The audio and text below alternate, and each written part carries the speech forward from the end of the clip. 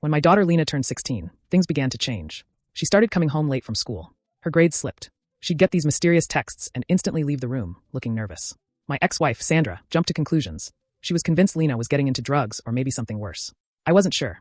I had my doubts, but something didn't feel right about that theory. One night, I was working late in my home office when I heard the front door creak open. It was 11:30 p.m. Lena crept in, clutching her backpack like it held something fragile. When she saw me, she froze, eyes wide, shoulders tense. Before I could say a word, Sandra burst in from the kitchen. She had been waiting. She exploded, accusing Lena of ruining her future, screaming about rehab, shouting over my daughter's protests. Lena, trembling and tearful, kept whispering, "It's not what you think."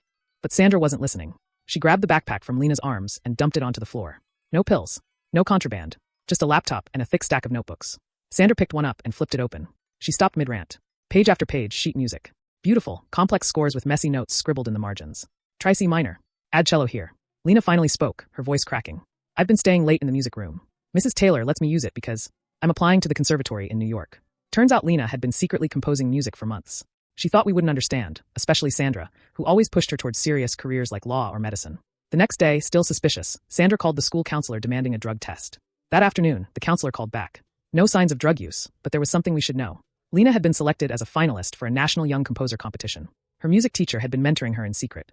Lena had begged her not to say anything until she was sure she was good enough. That evening, I set up a little music studio in the spare bedroom. Nothing fancy. Just an old keyboard, her childhood violin, and a mic connected to my computer. When Lena walked in and saw it, she just stood there, hand over her mouth. "You're not mad?" she asked, her voice barely a whisper. "Mad," I said. "Why would I be mad that my daughter has a gift?" 3 months later, we were in an auditorium at the New York Conservatory. Lena walked on stage, tiny under the blinding lights. She sat at the piano and played the piece she had written in those late-night notebooks. The room fell completely silent. When she finished, one of the judges leaned forward and asked, "Who composed that?" "I did," Lena said. Her voice was soft but sure. "She got in. Full ride.